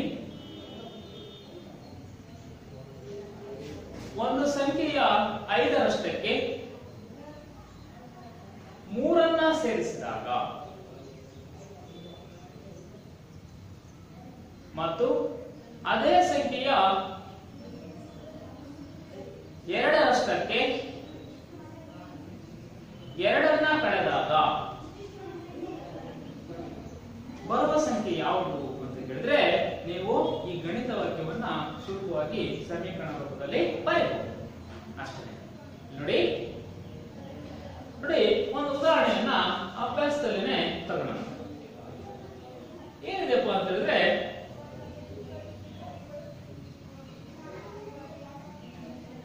ಧನ ಸಂಖ್ಯೆಯೊಂದು ನಿಮ್ಮ ಅಭ್ಯಾಸ 3.4ರಲ್ಲಿ ಒಂದು ಉದಾಹರಣೆ ಇದೆ ನೋಡಿ. ಧನ ಸಂಖ್ಯೆಯೊಂದು ಇನ್ನೊಂದು ಸಂಖ್ಯೆಯ 5ರಷ್ಟಿದೆ. ಅರ್ಥ ಆಗ್ತಿದೆಯಾ? ಹಾಗಾದ್ರೆ ಎರಡೂ ಸಂಖ್ಯೆಗಳಿಗೆ 21 ಸೇರಿಸಿದಾಗ ಎರಡೂ ಸಂಖ್ಯೆಗಳಲ್ಲಿ ಒಂದು ಇನ್ನೊಂದರ 2ರಷ್ಟಾಗುತ್ತದೆ. ಆ ಸಂಖ್ಯೆಗಳು ಯಾವುವು ಅಂತಕ್ಕಂಥ ಉದಾಹರಣೆ ಇದೆ. ಹಾಗಾದ್ರೆ ಇದನ್ನ ಹೇಗೆ ಮಾಡೋದಪ್ಪ ನೋಡಿ. ಈ ಉದಾಹರಣೆಯನ್ನ ಮಾಡೋದಕ್ಕಿಂತ ಮುಂಚೆ ನಿಮಗೆ ಕೆಲವು ಹೇಳಿಕೆಗಳು ಯಾವ ರೀತಿ ನಾವು ಎರಡೂ ಕಡೆ ಚರಾಕ್ಷರ ಇರ್ತಕ್ಕಂಥ ಸಮೀಕರಣ ರೂಪದಲ್ಲಿ ಬರ್ಕೋಬೇಕು ಅಂತಕ್ಕಂಥ ಒಂದು ನಿಮಗೆ ಇದ್ರ ಬಗ್ಗೆ ಐಡಿಯಾ ಬರಬೇಕು ಅಂತ ಹೇಳಿದ್ರೆ ಇದಕ್ಕಿಂತ ಸುಲಭವಾಗಿರ್ತಕ್ಕಂಥ ಕೆಲವೊಂದು ಹೇಳಿಕೆಗಳನ್ನ ಇಲ್ಲಿ ನೋಡೋಣ. ನೋಡಿ, ಇಲ್ಲೊಂದು ಉದಾಹರಣೆ ಇದೆ. ಏನಿದೆಪ್ಪ ಅಂತಂದ್ರೆ 2 ಅಂಕಿ ಸಂಖ್ಯೆಯೊಂದರ ಅಂಕಿಗಳ ವ್ಯತ್ಯಾಸ. ಇದನ್ನ ನಾವು ಸ್ಪಷ್ಟವಾಗಿ ತಿಳಿಸಬೇಕು. ಇದನ್ನ ಹೇಳೋದಕ್ಕಿಂತ ಮುಂಚೆ ನೋಡಿ, 2 ಅಂಕಿಯ ಸಂಖ್ಯೆ, ನೀವು ಸಂಖ್ಯೆಗಳೊಂದಿಗಿನ ಆಟ ಪಾಠದಲ್ಲಿ 2 ಅಂಕಿಯ ಸಂಖ್ಯೆಯನ್ನಾಗ್ಲಿ 3 ಅಂಕಿಯ ಸಂಖ್ಯೆಯನ್ನಾಗ್ಲಿ ಓಕೆ 2 ಅಂಕಿಯ ಸಂಖ್ಯೆಯೊಂದರ ಅಂಕಿಗಳ ವ್ಯತ್ಯಾಸವು ನೋಡಿ. ಇಲ್ಲಿ ಫಸ್ಟ್ ನಾವು 2 ಅಂಕಿಯ ಸಂಖ್ಯೆ ನಿಮ್ಗೆಲ್ಲ ಗೊತ್ತಲ್ವಾ? 10 ರಿಂದ 2 99ರವರೆಗೂ 2 ಅಂಕಿಯ ಸಂಖ್ಯೆನೆ ಹೌದಾ? ನೀವು ಮೊದಲನೇ ಘಟಕದಲ್ಲಿ ಸಂಖ್ಯೆಗಳೊಂದಿಗಿನ ಆಟ ಘಟಕದಲ್ಲಿ ನೀವೆಲ್ಲ 2 ಅಂಕಿಯ ಸಂಖ್ಯೆ ಎ ಬಿ ಆಗಿದ್ರೆ ಇದನ್ನ ನಾವು ಹೇಗೆ ಸಾಮಾನ್ಯೀಕರಣ ಮಾಡಬೇಕಪ್ಪ ಅಂದ್ರೆ ಬಿ ಅನ್ನೋದು ಬಿಡಿ ಸ್ಥಾನದಲ್ಲಿದೆ, ಎ ಅಂತಕ್ಕಂಥದ್ದು 10ರ ಸ್ಥಾನದಲ್ಲಿದೆ ಅಂತ ಅರ್ಥ. 10a + b ಅಂತ ಬರೀತಾರೆ, ಹೌದಲ್ವಾ? ಇಲ್ಲೂ ಕೂಡ ಅಷ್ಟೇ. ಈ ತರಹ ಉದಾಹರಣೆಗಳನ್ನ ಈ ಸಮೀಕರಣದ ಹೇಳಿಕೆಗಳಲ್ಲಿ ಕೊಟ್ಟಾಗ ನೀವು ಆ ತರ ಬರ್ಕೋಬೇಕು. 3 ಅಂಕಿಯ ಸಂಖ್ಯೆ ಆದ್ರೆ ಅಲ್ಲಿ 100 ಸ್ಥಾನ ಬರುತ್ತೆ. ಅಂದ್ರೆ ಇದರರ್ಥ ಎ ಬಿ ಸಿ ಅಂತಕ್ಕಂಥ 3 ಅಂಕಿಯ ಸಂಖ್ಯೆ ಆದ್ರೆ ನಾವೇನಂತ ಬರ್ತೀವಿ? 100a, ಎ 100ರ ಸ್ಥಾನದಲ್ಲಿದೆ ಅಂತ ಅರ್ಥ. 10b, ಬಿ 10ರ ಸ್ಥಾನದಲ್ಲಿದೆ ಅಂತ ಅರ್ಥ. ಸಿ ಬಿಡಿ ಸ್ಥಾನದಲ್ಲಿದೆ ಅಂತ ಅದರ ಅರ್ಥ. ಹೌದಲ್ವಾ? ಹಾಗಾದ್ರೆ ಉದಾಹರಣೆಯನ್ನ ನೋಡೋಣ. 2 ಅಂಕಿ ಸಂಖ್ಯೆಯೊಂದರ ಅಂಕಿಗಳ ವ್ಯತ್ಯಾಸ. ಹಾಗಾದ್ರೆ 3 ಆ ಅಂಕಿಗಳನ್ನ ಏನು ತಗೋಬೇಕು ಅಂತ ನಾನು ಹೇಳ್ತೀನಿ. ಇಲ್ಲಿ ಈ ಅಂಕಿಗಳನ್ನ ಅದಲು ಬದಲು ಮಾಡಿದಾಗ ಬರುವ ಸಂಖ್ಯೆ ಮತ್ತು ಮೊದಲಿನ ಸಂಖ್ಯೆಗಳ ಮೊತ್ತ 143. 2 ಅಂಕಿಯ ಸಂಖ್ಯೆಯನ್ನ ನಾವು ಒಂದರಲ್ಲಿ ಒಂದು ಕಳೆದಾಗ ಇದರ ಬಗ್ಗೆ ಹೇಳ್ತೀನಿ ಕೇಳಿ. ನೋಡಿ, ಫಾರ್ ಎಕ್ಸಾಂಪಲ್ 56 ಒಂದು ಸಂಖ್ಯೆ. ಎಂತ ಸಂಖ್ಯೆ? 2 ಅಂಕಿಯ ಒಂದು ಸಂಖ್ಯೆ. ಈ ಅಂಕಿಗಳ ವ್ಯತ್ಯಾಸ ಅಂತ ಹೇಳಿದಾರಲ್ವಾ, ಇದರ ಅರ್ಥ ಏನಪ್ಪಾ ಅಂತ ಹೇಳಿದ್ರೆ, ವ್ಯತ್ಯಾಸ ಅಂತ ಹೇಳಿದ್ರೆ ನಾವು ಯಾವಾಗಲೂ ದೊಡ್ಡದರಲ್ಲೇ ಚಿಕ್ಕದನ್ನ ಕಡಿಬೇಕು ಅಂತ ಅದರ ಮೀನಿಂಗ್. ಇದನ್ನ 6 - 5 = 1. ಇದರ ವ್ಯತ್ಯಾಸ ಎಷ್ಟಿದೆ? 6 - 5 = 1. ಅರ್ಥ ಆಗಲಿಲ್ಲ ಅನ್ಸುತ್ತೆ. ಬೇಕಾದ್ರೆ ಇನ್ನೊಂದು ಉದಾಹರಣೆ ನೋಡಿ. 95. ಇದು ಕೂಡ 2 ಅಂಕಿಯ ಸಂಖ್ಯೆ. ಹಾಗಾದ್ರೆ ಈ ಅಂಕಿಗಳ ವ್ಯತ್ಯಾಸ ಅಂತಂದ್ರೆ ಅಂಕಿಗಳು ಯಾವ ಇದಾವೆ? 9 ಇದೆ, 5. ಹಾಗಾದ್ರೆ 9 - 5 = ಎಷ್ಟಪ್ಪ? 4. ಅರ್ಥ ಆಗ್ತಿದೆಯಾ? ಅಂಕಿಗಳ ವ್ಯತ್ಯಾಸ ಅಂತಕ್ಕಂಥದ್ದು. ಅದಲು ಬದಲು ಮಾಡಿದಾಗ ನೋಡಿ, ಈ 56 ಅದಲು ಬದಲು ಮಾಡಿದಾಗ ಎಷ್ಟಪ್ಪ? 65 ಆಗುತ್ತೆ. ಈ 95 ಅದಲು ಬದಲು ಮಾಡಿದಾಗ ಎಷ್ಟಾಗುತ್ತೆ? 59 ಆಗುತ್ತೆ. ಈ ಒಂದು ಕಾನ್ಸೆಪ್ಟ್ ನಿಮಗೆ ಗೊತ್ತಿರಬೇಕು. ಯಾಕಪ್ಪ ಅಂತ ಹೇಳಿದ್ರೆ ಅಲ್ಲಿ ನಾವು ಬಳಕೆ ಮಾಡ್ಕೊಳ್ತಕ್ಕಂತ ಅಂಕಿಗಳು ಚರಾಕ್ಷರಗಳಾಗಿರ್ತವೆ. ಅವಾಗ ನಾವು ಇದೇನಪ್ಪ, ನಾವಿಂತ ಅಂಕಿನ ನೋಡಿಲ್ಲ, ಎ ಬಿ ಇದೇನಪ್ಪ, ಇದು ಯಾವ ಅಂಕಿ? ಇದು ಚರಾಕ್ಷರ ಅಲ್ವಾ, ಇದು ಬೀಜ ಪದ ಅಲ್ವಾ ಇದು ಅಂತ ನಿಮಗೆ ಕನ್ಫ್ಯೂಷನ್ ಆಗೋದು ಬೇಡ. ನಾವು ಎ ಬಿ ಅಂತಕ್ಕಂಥದ್ದು 2 ಅಂಕಿಯ ಸಂಖ್ಯೆಯಾದಾಗ ಅಂತ ಹೇಳಿದಾಗ ನೀವು ಅದ್ರ ಬಗ್ಗೆ ಚಿಂತೆ ಮಾಡಬೇಕು. ಓ ಎ ಬಿ, ಹಾಗಾದ್ರೆ ಎ ಹತ್ತು ಸ್ಥಾನದಲ್ಲಿದೆ, ಬಿ ಬಿಡಿ ಸ್ಥಾನದಲ್ಲಿದೆ ಅಂತಕ್ಕಂಥದ್ದು. ಅರ್ಥ ಆಗ್ತಿದ್ಯಾ? ಹಾಗಾದ್ರೆ ಇಲ್ಲೊಂದು ಉದಾಹರಣೆ ಗಮನಿಸಿ. ಹಾಗಾದ್ರೆ ನಾವಿಲ್ಲಿ ಈಗ ಫಾರ್ ಎಕ್ಸಾಂಪಲ್ ಇಲ್ಲಿ ನಿಮ್ಮ ಪಠ್ಯ ಪುಸ್ತಕದಲ್ಲಿ ಕೊಟ್ಟಿದ್ದಾರೆ, ನಾನು ಏನು ಹೇಳಿದ್ದೀನೋ ಅದನ್ನ ಕೊಟ್ಟಿದ್ದಾರೆ. ಅಂದ್ರೆ ಈ 56 ಹೇಗೆ ಬರ್ಕೋಬೇಕು, ಹೇಗೆ ಬರೀಬೇಕು? ಈಗ ನೋಡಿ, ನಾವೆಲ್ಲ ಮೇಲೆಲ್ಲ ಬರೀ ಅಂಕಿಗಳನ್ನ ಹೇಳಿದೆ. ಓಕೆ, ಇಲ್ಲಿ 56 ಇದೆ ಅಥವಾ ಇಲ್ಲಿ 59 ಇದೆ. ಇದನ್ನ ನಾವು ಹೇಗೆ ಬರೀಬಹುದು? 5 × 10 ಪ್ಲಸ್ 9 × 1 ಅಂತ ಬರೀತೀವಿ. ಓಕೆ, ಹಾಗಾದ್ರೆ ಇಲ್ಲಿ 5 ಅಂದ್ರೆ ಎಷ್ಟಪ್ಪ? 50 ಪ್ಲಸ್ 9. 9 ಅಂದ್ರೆ 9. ಹಾಗಾದ್ರೆ ನಾವೇನಂತ ಬರೀಬಹುದು? 50 ಪ್ಲಸ್ 9 ಅಂತ ಬರೀಬಹುದು. ಈ 2 ಅಂಕಿಯ ಸಂಖ್ಯೆ ಅಂದ್ರೆ ಇದ್ರ ಬೆಲೆ 59, ಇದ್ರ ಬೆಲೆನೂ ಕೂಡ 59. ಅರ್ಥ ಆಗ್ತಿದೆಯಲ್ವಾ? ಅಂದ್ರೆ ಗಣಿತದಲ್ಲಿ ಈಗ ನೀವು ಅಂಗಡಿಗೆ ಹೋಗಿರ್ತೀರಪ್ಪ, ಅಂಗಡಿಗೆ ಏನೋ ದಿನಸಿ ಅಂಗಡಿಗೆ ತರಕ್ಕೆ ಹೋಗಿರ್ತೀರಿ. ನಾವು ಕೆಲವೊಂದು ವ್ಯಾವಹಾರಿಕವಾಗಿ ಕೆಲವೊಂದು ಮಾನಗಳನ್ನ ಉಪಯೋಗ ಮಾಡ್ತೀವಿ. ಈಗ ನೀವು ಅಂಗಡಿಗೆ ಹೋಗ್ಬಿಟ್ಟು 1 kg ಸಕ್ಕರೆ ಕೊಡ್ರಿ ಅಂತ, ಇನ್ನೊಬ್ಬ ಯಾರಾದ್ರೂ ಬಂದು 1000 ಗ್ರಾಮ್ ಸಕ್ಕರೆ ಕೊಡ ಅಂದ್ರೆ ಅವನು ಸ್ವಲ್ಪ ಕನ್ಫ್ಯೂಷನ್ ಆಗ್ತದೆ. ಅಂಗಡಿ ಏನಪ್ಪ ಹಿಂಗ್ ಮಾತಾಡ್ತಾನೆ ನೋಡಿ. ಇನ್ನೊಂದು ವಿಶೇಷ ಒಂದು ಉದಾಹರಣೆ ಹೇಳ್ತೀನಿ ಕೇಳಿ. ನಾವು ವ್ಯಾವಹಾರಿಕವಾಗಿ ಹೇಗೆ ಈಗ 50 ಎಷ್ಟಪ್ಪ? ಈಗ ಫಾರ್ ಎಕ್ಸಾಂಪಲ್ ಈಗ ನಾವು ಟೀ ಕುಡ್ಲಿಕ್ಕೆ ಹೋಗಿರ್ತೀವಿ, ಅಥವಾ ಅದ್ರ ಜೊತೆ ಬೋಂಡ ಮೆಣಸಿನಕಾಯಿ ತಿಂತೀವಪ್ಪ. ಅಥವಾ ಅದಕ್ಕಿಂತ ಇನ್ನೊಂದು ಏನಪ್ಪಾ ಅಂತ ಹೇಳಿದ್ರೆ, ನನಗೆ ಈ ಸಾಕು ಈ ಬೇಡ, ದಿನಸಿ ಅಂಗಡಿಗೆ ತಗೋಣ. ದಿನಸಿ ಅಂಗಡಿ ಬೇಡ, ಬೇಕರಿಗೆ ಹೋಗ. ನಿಮ್ ಬೇಕರಿ ಭಾರಿ ಇಷ್ಟ ಅಲ್ವಾ? ಈ ದಿನಸಿ ಅಂಗಡಿಯೂ ಬೇಡ, ಈ ಹೋಟೆಲ್ ಬೇಡ, ಯಾವ್ದು ಬೇಡ. ಈ 4 ಗಾಲಿ ಮೇಲೆ ಮಾರ ಒಂದು ತಿಂಡಿ ಬೇಕು ನಿಮ್ಗೆ. ಆಮೇಲೆ ಅದ್ರ ಜೊತೆಗೆ ಇನ್ನೇನ್ ಬೇಕಪ್ಪ? ಬೇಕರಿ. ಯಾವಾಗಲೂ ನಿಮ್ಗೆ ಕಣ್ಣಿಗೆ ಕುಗ್ತಾ ಇರೋದು ಅಂಗಡಿ ಯಾವ್ದಪ್ಪ ಅಂತ ಹೇಳಿದ್ರೆ ಬೇಕರಿ. ಅದನ್ನೇ ತಗೋಣ. ಯಾಕಂದ್ರೆ ನಿಮ್ಗೆ ಇಷ್ಟವಾಗಿರ್ತಕ್ಕಂಥ ಅಂಗಡಿನ ಚಾಯ್ಸ್ ಮಾಡ್ತಾನೆ. ಹೋಗ್ಬಿಟ್ಟು ನೀನು ನಿಮ್ಮ ಅಂಗಡಿಗೆ ಈಗ ನೀವೆಲ್ಲ ಡೈರಿ ಮಿಲ್ಕು, ಆಮೇಲೆ ಯಾವಪ್ಪ ನನಗಂತ ಗೊತ್ತಿಲ್ಲಪ್ಪ, ಅದು ಒಂದೇ ಗೊತ್ತಿರೋದು ಚಾಕ್ಲೇಟ್. ನಿಮ್ಮನ್ನ ಕೇಳಿದ್ರೆ 1000 ಹೆಸರು ಹೇಳ್ತೀರ. ಬೇಕರಿ ಅಂಗಡಿಗೆ ಹೋದ್ರೆ ನಮ್ಗೆ ಏನ್ ತಗೋಬೇಕಂತಾನೆ ಗೊತ್ತಿಲ್ಲ, ಬ್ರೆಡ್ ಅಷ್ಟೇ ಗೊತ್ತು ನಮಗೆ. ಅದು ಬಿಟ್ರೆ ಕೇಕ್, ಅದು ಇತ್ತೀಚೆಗೆ. ಅವ್ ಬಿಟ್ರೆ ಬೇರೆ ಪದಗಳೇ ನಮಗೆ ಗೊತ್ತಿಲ್ಲ. ಯಾಕಪ್ಪ ಅಂತ ಹೇಳಿದ್ರೆ ನಮಗೆ ಬೇಕರಿ ತಿಂದ ಅಭ್ಯಾಸ ಇಲ್ಲ. ಅದಕ್ಕೆ ಅರ್ಥ ಆಗ್ತಿದ್ಯಾ?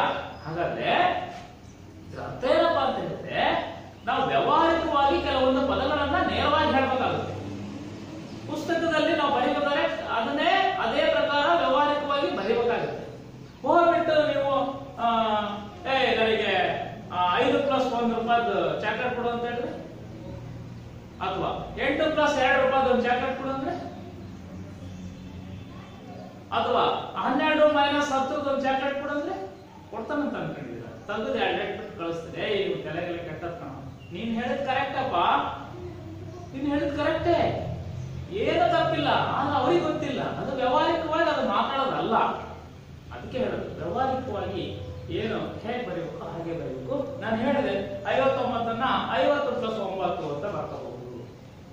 ಅರ್ಥ ಆಗ್ತಿದ್ಯಾ?